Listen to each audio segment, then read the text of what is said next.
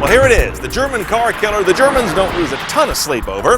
The Hyundai Equus, or Equus, or Equus, or how the hell do you pronounce that? That's part of the problem. Let's drive this new 2014 with a techier cabin and a nicer ride, and check the tech. Spotting a 14 over a 13, really hard to do. There's a little difference in the headlight LEDs down here, I think. Perfectly nice looking vehicle, but wow, you would easily lose it in a crowd. The changes happened inside. That's about as good as you're ever going to feel in a car under 100 grand. It's a very nice, quiet cabin, as we'll see on the road in a few moments. The past Equus had just a little bit of a Hyundai stink about the plastic. That is really gone now. This screen is standard. This is not standard. We have the ultimate trim car, so that 12-inch LCD instrument panel comes on this trim level, not on the base car. Here is everything you've got on the system. Navigation, your radio sources, including HD radio and satellite, your optical disc player is here. Jukebox is a 30 gigabyte hard drive. I could not care less. USB plug-in, or in this case, my iPod's using the USB. It comes up on a separate location. Streaming audio, of course, and you've got telephony and BlueLink telematics.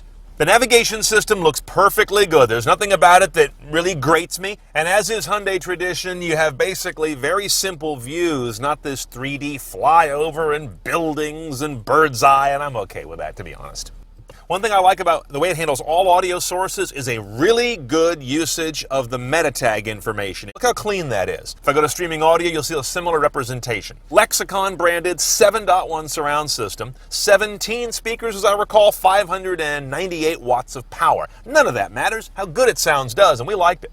Now, the last thing I want to comment here is on BlueLink. This is a telematics system, not a connected driving system. The difference is this is more like a GM OnStar, if you will. It's got kind of basic information, send to car for destinations, but there's no Google search in here. There's no search to nav. The things that really are top of the class, this guy doesn't have. Hyundai's control interface it's not like really anybody else's. You got a home button and a knob and click and turn here. That's pretty common. You've got a home button over here, but notice what they do. They use bottom, left, and right corner logic. So these are shortcut buttons that take you to whatever the shortcut menus are in these corners of the screen. This is not a touchscreen, by the way, which is kind of unusual. Typically, it's got to be a German car before it doesn't work on the touch. This one doesn't either, though. You got to use buttons here at all times. Thank you for a nice big back button. Every car should have that. Look out there, and you're going to see a head-up display that is exceptionally good. This is one of the best in the business. In fact, aside from BMW, this is the best in the business, and that's pretty impressive for this car. Turn slide left onto Highway 1. This car has more cameras than the B&H store in New York. I can move around from an around view alongside my back view.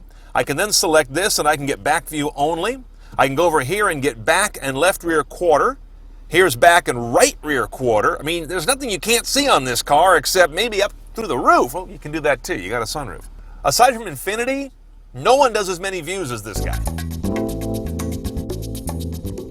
Now, the back seat in this car is quite a nice place as well. First of all, it has great legroom. I don't like big cars that don't have back seat space. What's the point? This little rocker here lets you control lumbar support and, of course, heating and cooling back here. 3-zone, 2 in the front, 1 joint back here.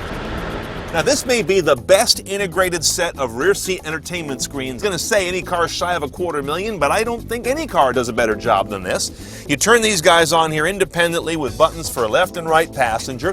They kind of tilt and angle. Notice, like in a nice airline seat, I can watch what's on the map, sit here and fight with the driver, tell him or her she's an idiot for the route she's taking, all that fun stuff. I can jump to the home screen, the same one we saw up in the front row. Those BlueLink telematics services are back here so I can help out looking at stuff. The DVD in the front will play in the rear, but obviously not distract the driver in the front. Now up here in the prow, we've got relatively conventional but modern engine technology. Let me explain that. V8, of course, 5-liter gasoline direct injection. Beyond that, we've got the usual very complex variable valve timing technology, but it is a longitudinally mounted front engine rear wheel drive car. There's no all-wheel drive variant of this vehicle. This is modern but relatively basic. 429 horsepower, 376 foot-pounds of torque. 0 to 60 is around 5.6, 5.7 seconds for a car that weighs 4,600 plus pounds. Not bad. One choice on the gearbox, an 8-speed automatic, and the MPG is 15 city, 23 highway, averages about 18. I'll bet you'll average a little bit less than that, actually. They've really gone after Lexus LS. It does not feel like a German car. It feels like a nice, tautly sprung Lexus. The power on this car is ample. In fact, you light up the rear end a little bit. Not trying to, not even wanting to, but because it's just got a whole bunch under tap, even though the torque number is not terribly high. So if you're buying a big sedan that's also a great little tossable car, if you could even say that, on the weekend, this is probably not it. And this head-up display is great. It shows you miles per hour of your speedometer. It also will show you navigation. It'll bring up some other driving prompts as you're going. It's not quite as sharp, big, or bright as BMW, but it's the closest of any car maker yet to all three of those things from BMW, so it's a close number 2 in the industry right now. Okay, pricing an Equus is really easy. It's $61,920 delivered for the basic car, which is, of course, a very nice car. But to go CNET style, you gotta add a $7,000 ultimate upgrade. That's gonna get you that LCD instrument panel. It's gonna get you the cameras that are just about everywhere, the rear seat entertainment system, and that gets you the head-up display I like so much. So now you're at $68,920, and that's about all you can do on this car.